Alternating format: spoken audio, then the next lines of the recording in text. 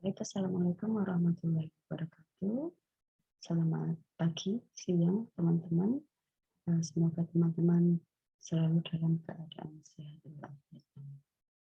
Oke, pada pertemuan kali ini teman-teman akan mengikuti perkuliahan dasar penyuluhan dengan saya selaku dosen pengampu, yaitu Bu Retno ya. Kali ini Bu Retno akan memberikan suatu materi yang berkaitan dengan definisi, tugas, dan fungsi dari penyuluhan atau fungsi dari penyuluh ya. Langsung saja Ibu share terkait dengan materi tersebut.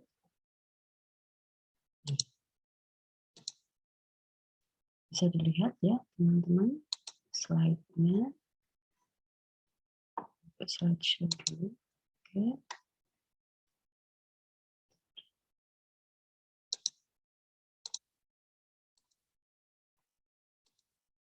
Oke ya.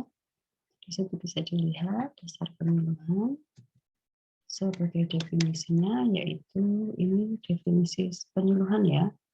Penyuluhan ini merupakan sistem pendidikan luar sekolah atau pendidikan non formal bagi petani dan juga keluarganya atau di lingkungan sekitarnya dengan tujuan agar mereka mampu dan berswadaya dalam memperbaiki dan meningkatkan kesejahteraannya sendiri serta masyarakatnya.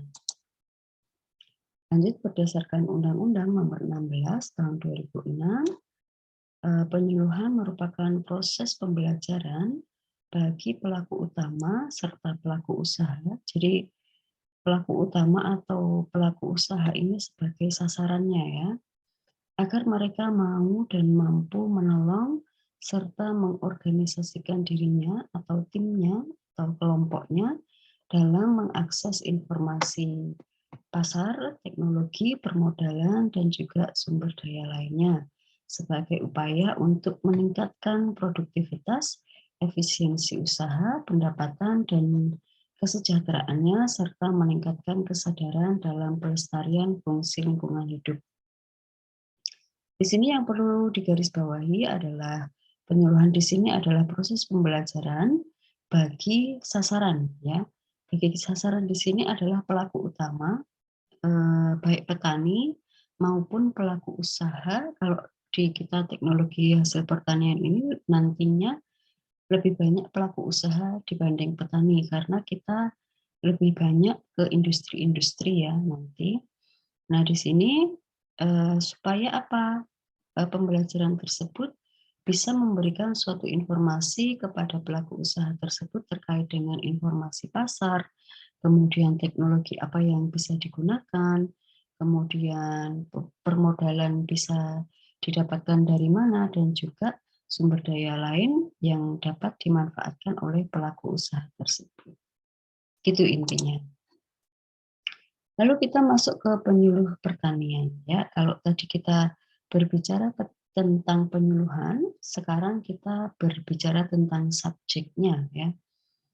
Di sini berdasarkan Peraturan Menteri Nomor 2 Tahun 2008 bahwa penyuluh pertanian ini merupakan jabatan fungsional yang memiliki ruang lingkup, tugas, tanggung jawab, dan wewenang penyuluhan pertanian yang diduduki oleh PNS yang diberi hak serta kewajiban penuh oleh pejabat yang berwenang. Berdasarkan peraturan menteri, memang penyuluh pertanian ini adalah seorang PNS ya. Tapi kita lihat definisi lain, yaitu sebagai seseorang yang atas nama pemerintah atau lembaga penyuluhan yang berkewajiban untuk mempengaruhi proses pengambilan keputusan yang dilakukan oleh sasaran ya. Di sini sasaran itu adalah petani atau pelaku usaha untuk menghadapi suatu inovasi atau suatu perubahan ya. Seorang penyuluh ini bisa dilakukan perorangan atau PNS tadi yang berdasarkan peraturan menteri, kemudian bisa juga dilakukan oleh penyuluh swasta atau penyuluh swadaya. Kita lihat kedudukan penyuluh pertanian, yaitu merupakan suatu pelaksana teknis fungsional penyuluhan pertanian pada instansi pemerintah baik di tingkat pusat maupun daerah. Penyuluh pertanian hanya dapat diduduki oleh seorang yang berstatus sebagai PNS ini kalau berdasarkan Permen tadi ya, tapi kalau definisi yang Ibu sampaikan selanjutnya tadi tidak harus PNS, jadi bisa swasta atau swadaya. Kita lanjut ke tugas dan fungsi penyuluh pertanian. Seorang penyuluh pertanian itu harus memiliki 2 syarat, yaitu kompeten dan juga profesional dalam menjalankan tugas dan juga fungsinya.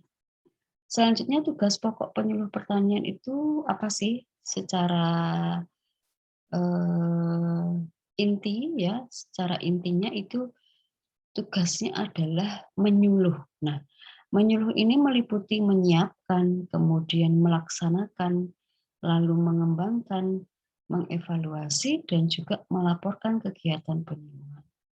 Di sini kita lihat menyiapkan apa sih yang perlu disiapkan oleh seorang penyuluh, yaitu persiapan-persiapan yang akan disampaikan berupa informasi, kemudian bagaimana metodenya, kemudian nanti bagaimana cara mengevaluasi perangkat-perangkat yang digunakan untuk melihat keberhasilan penyuluhan tersebut. Kemudian melaksanakan.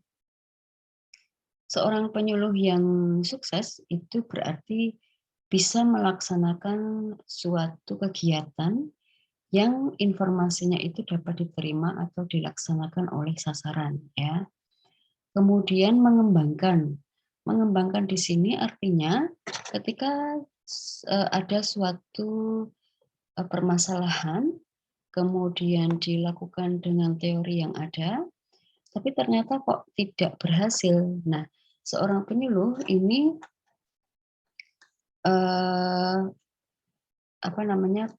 memiliki tugas yaitu mengembangkan suatu metode atau teori yang sudah ada di situ untuk menanggulangi atau untuk memberikan suatu solusi dari permasalahan tersebut.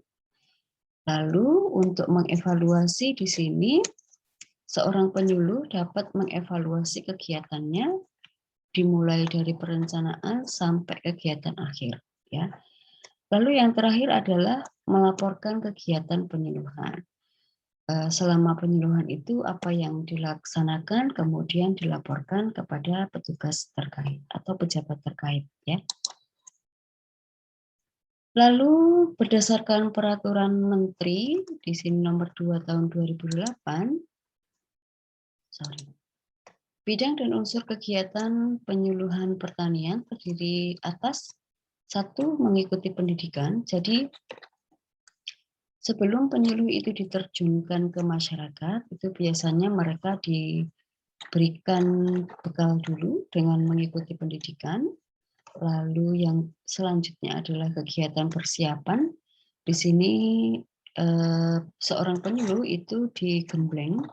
Jadi persiapan dalam melaksanakan atau memberikan penyuluhan itu persiapannya apa saja? Apakah dengan menyiapkan PowerPoint atau mungkin demonstrasi terlebih dahulu, misalnya ya membuat kue atau bolu. Nah itu kegiatan persiapannya apa saja? Gitu. Karena dalam hal ini penyuluh itu dikatakan sebagai pembimbing ya. Jadi setidaknya pembimbing itu tahu dulu sebelum materi tersebut diberikan ke sasaran. Lalu yang ketiga adalah pelaksanaan penyuluhan. Pelaksanaan penyuluhan ini berarti seorang penyuluh tersebut sudah melaksanakan kegiatan pendidikan dan juga kegiatan persiapan ya. Jadi gongnya adalah di sini pelaksanaan penyuluhan. Di sini harus ada sasaran ya. Jadi kegiatan pelaksanaan penyuluhan ini harus ada feedback dari sasaran, yaitu petani maupun pelaku usaha. Lalu yang selanjutnya adalah evaluasi dan pelaporan. Di sini segala perencanaan sampai ke kegiatan itu dapat dievaluasi keberhasilannya ya, lalu ditulis dalam laporan, lalu kalau misalnya ada suatu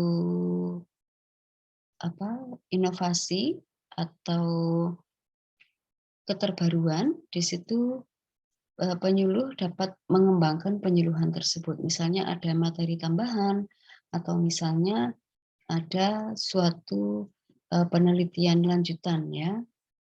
Dan ini nanti pengembangan ini harus ada kerjasama dengan peneliti biasanya. Lalu yang selanjutnya adalah pengembangan profesi. Di sini biasanya untuk PNS itu ada pengembangan profesi ya. Jadi profesi setingkat lebih tinggi di penyuluh gitu. Lalu yang selanjutnya adalah penunjang penyuluhan. Di sini bisa dilakukan dengan melakukan seminar, mengikuti seminar, mengikuti simposium atau kegiatan-kegiatan serupa lainnya. Nah, di sini bisa dilihat ya, mengikuti pendidikan. Di sini bisa dilakukan dengan sekolah, kemudian memperoleh gelar atau ijazah. Lalu di sini kalau misalnya tidak mengikuti pendidikan sekolah, maka bisa juga mengikuti pelatihan kedinasan. Di sini bisa nanti dapat STTPP atau sertifikat ya. Selain pendidikan dan pelatihan, di sini dilanjutkan dengan prajabatan. Ini biasa yang dilakukan oleh PNS ya, tetapi untuk penyuluh swadaya atau swasta itu biasanya mereka hanya mengikuti suatu pelatihan atau kursus tertentu ya. Misalnya seorang barista atau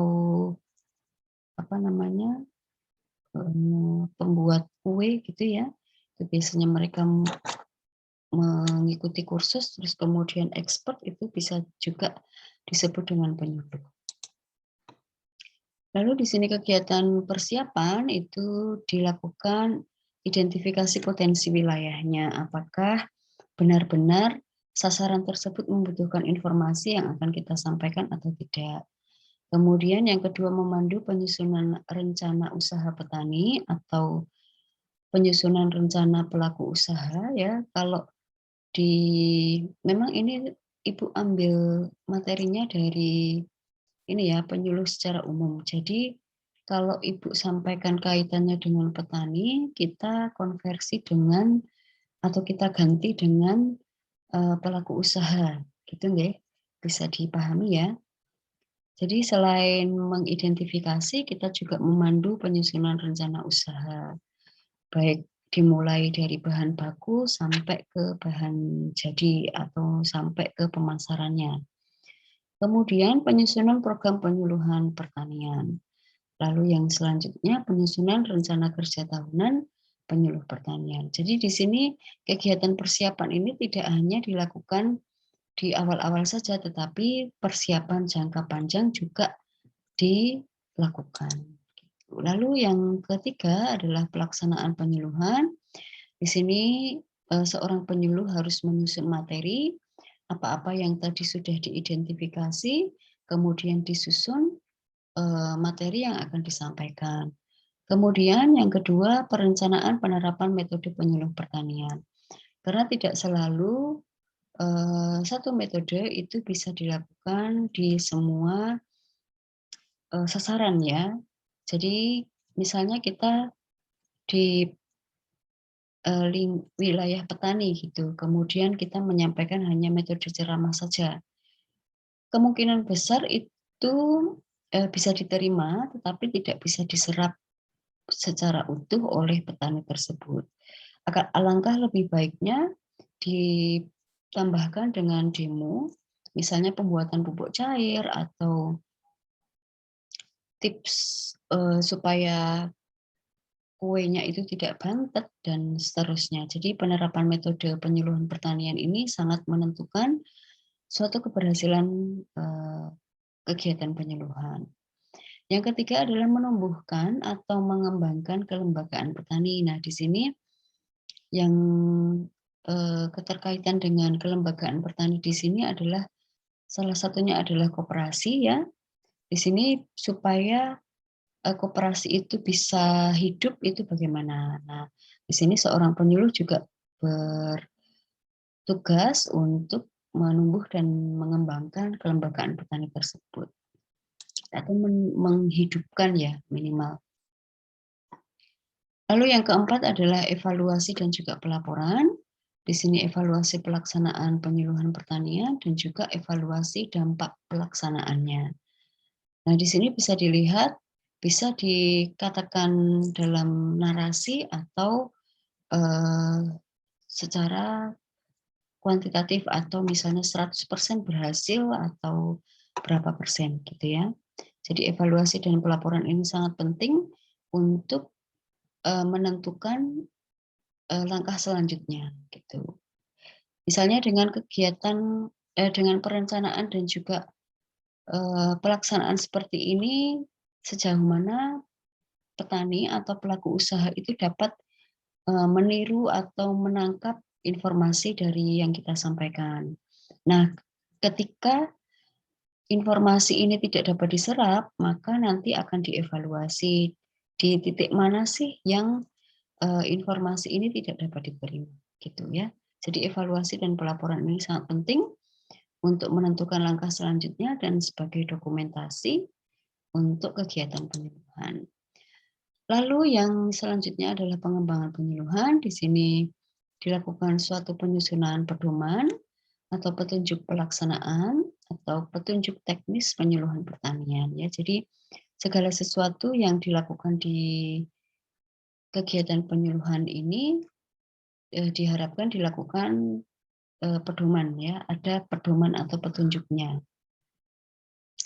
Lalu pengembangan kegiatan penyuluhan dapat dilakukan untuk menimbang suatu kajian kebijakan pengembangan penyuluhan pertanian. Lalu yang selanjutnya dapat mengembangkan metode atau sistem kerja penyuluhan pertanian. Jadi pengembangan penyuluhan ini merupakan tindakan lanjutan dari evaluasi ya. Lalu di sini pengembangan profesi ya, ini khususnya untuk penyuluh ya. Di sini yang pertama adalah pembuatan karya tulis ilmiah di bidang penyuluhan pertanian. Biasanya di kegiatan penyuluhan ini dibuat suatu jurnal supaya dapat dipublikasikan secara umum. Kemudian penerjemahan atau penyaduran buku-buku dan bahan-bahan lain di bidang penyuluhan pertanian. Lalu pemberian konsultasi di bidang pertanian yang bersifat konsep kepada institusi dan atau perorangan. Jadi pengembangan profesi ini kaitannya dengan hasil yang kita dapatkan dari penyuluhan tersebut, kemudian dikembangkan seperti itu. Lalu penunjang penyuluhan di sini dapat dilakukan, penyuluh tersebut dapat melaksanakan atau mengikuti seminar, lokakarya atau konferensi baik di tingkat nasional maupun internasional ya. Supaya apa? Supaya penyuluhan ini atau metode atau kegiatan ini dapat disaksikan oleh khalayak umum sehingga bisa dikonfirmasi apakah kegiatan tersebut bisa diterima secara logik atau enggak gitu. Lalu penunjang lainnya itu dapat dilakukan dengan keanggotaan dalam tim penilai jabatan fungsional penyuluh pertanian. Mungkin teman-teman tidak memerlukan informasi ini ya, tetapi sebagai wacana teman-teman dalam seorang penyuluh itu apa saja sih yang dilakukan gitu ya. Jadi ini Ibu ambil dari buku penyuluhan ya, nanti Ibu akan share terkait dengan materinya. Tapi ini Ibu sampaikan poin-poinnya dulu gitu ya. Lalu keanggotaan dalam Dewan Redaksi Penerbitan di bidang pertanian, terutama di sini bisa keanggotaan dalam Dewan Redaksi jurnal tertentu gitu ya. kemudian perolehan penghargaan atau tanda jasa dikarenakan penyuluhan tersebut, kemudian pengajaran atau pelatihan pada pendidikan dan pelatihan. Ketika seseorang itu sudah melakukan suatu penyuluhan, maka ke depannya itu bisa melakukan pengajaran atau pelatihan karena dia sudah expert di bidangnya. Gitu. Kemudian keanggotaan dalam organisasi profesi di sini sebagai penunjang penyuluhan atau sebagai penunjang penyuluh, ya, kemudian perolehan gelar lainnya. Ini beberapa penunjang penyuluhan. Lalu kita masuk ke fungsi penyuluh pertanian, ya. Tadi sudah disampaikan tugas-tugasnya. Lalu di sini fungsi seorang penyuluh itu apa saja sih? Ya, kita bisa lihat di slide, yaitu sebagai inisiator, seorang yang memiliki suatu ide, ya, inisiasi, dia punya inisiasi tertentu, kemudian disampaikan ke orang-orang atau sasaran tertentu, ya. Tadi pokoknya sebelum memberikan penyuluhan kita harus mengidentifikasi terlebih dahulu permasalahannya apa sih, baru kita bisa menginisiasi suatu kegiatan. Lalu yang kedua adalah fasilitator. Di sini fasilitator di sini adalah fungsinya sebagai memfasilitasi apa-apa yang diperlukan oleh sasaran atau pelaku usaha. Misalnya permasalahan dari pelaku usaha pembuat kue apa ya, kue apem misalnya. Apa sih di situ yang kok ternyata dengan resep yang ada itu rasanya tidak disukai oleh masyarakat gitulah. Kemudian seorang penyuluh ini memfasilitasi informasi apa-apa yang keliru atau yang salah dengan resep yang digunakan oleh pelaku usaha tersebut. Sehingga pelaku usaha tersebut mendapatkan solusi dari permasalahan yang mereka hadapi. Nah, di sini fungsi seorang penyuluh di situ, ya. Lalu yang ketiga adalah motivator, yaitu memberikan motivasi yang terus-menerus ke penyuluh, ya, supaya mereka mau dan terus belajar memperbaiki metode maupun apa ya, cara berpikir, ya, cara berpikir dan juga metode yang mereka gunakan. Supaya apa? Karena ilmu pengetahuan itu terus berkembang, maka di sini seorang penyuluh itu juga berfungsi untuk sebagai motivator, gitu. Kemudian penyuluh ini juga berfungsi sebagai penghubung antara pemerintah dengan pelaku usaha atau peneliti dengan pelaku usaha atau pemerintah, peneliti, dan pelaku usaha. Jadi si penyuluh ini sebagai tengah-tengah, ya, sebagai penghubung konektor antara pihak-pihak tertentu. Lalu yang selanjutnya adalah sebagai guru atau pembimbing. Tadi Bu sampaikan seorang penyuluh itu harus bisa memberikan suatu bimbingan tertentu, ya. Jadi diharapkan punya kompeten yang bagus terkait dengan permasalahan yang ada. Kemudian selanjutnya sebagai organisator atau dinamisator. Ya, jadi seorang penyuluh ini harus bisa mengorganisasi pelaku usaha, kemudian dapat mengembangkan suatu metode atau cara berpikir, ya, gitu, supaya mereka itu bersemangat selalu mencari informasi terbaru terkait dengan produk yang mereka buat. Lalu yang selanjutnya, seorang penyuluh ini juga berfungsi sebagai penganalisa. Kira-kira tadi, ya, balik ke kue apem tadi. Sebentar.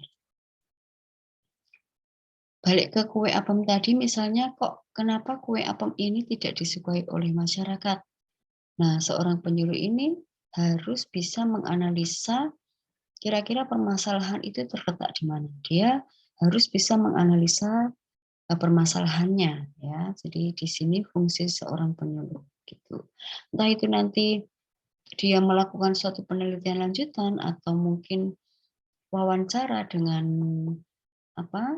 konsumen, nah itu beda lagi. Itu metodenya ya. Jadi intinya di sini seorang penyuluh itu bisa melakukan suatu analisa terhadap permasalahan yang ada. Kemudian yang selanjutnya di sini penyuluh ini juga berfungsi sebagai agen perubahan. Jadi selain fungsi-fungsi di atas, di sini seorang penyuluh harus bisa menjadi agen perubahan.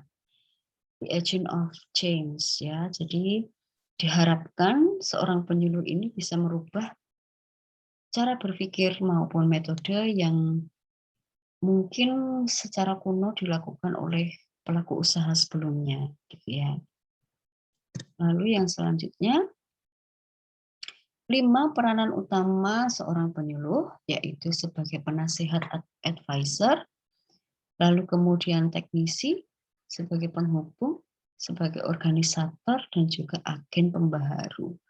Ada beberapa yang tumpang tindih dengan fungsi penyuluh di sini. Intinya, di sini seorang penyuluh itu bisa memfasilitasi seorang atau kelompok ya, pelaku usaha supaya mereka itu bisa membuat produk atau hasil panennya itu melimpah atau dengan cara metode tertentu itu bisa efektif ya.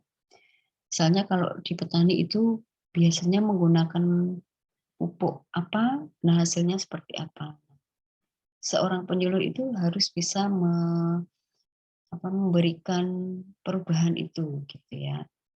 Jadi misalnya kok kita menggunakan pupuk A, ternyata hasilnya kok sama saja atau justru malah jelek gitu hasilnya. Nah, di sini seorang penyuluh itu harus bisa menganalisa permasalahan-permasalahan yang ada. Itu mungkin itu dulu yang bisa Ibu sampaikan di sini. Kalau nanti misalnya ada pertanyaan, silahkan tuliskan. Kalau di Spada itu bisa nulis, ya nanti Ibu akan fasilitasi grup diskusi di Spada. Ya silahkan cek di sana nanti. Untuk pertemuan selanjutnya bisa kita diskusikan. Gitu ya. Demikian dulu, semoga bermanfaat. Assalamualaikum warahmatullahi wabarakatuh.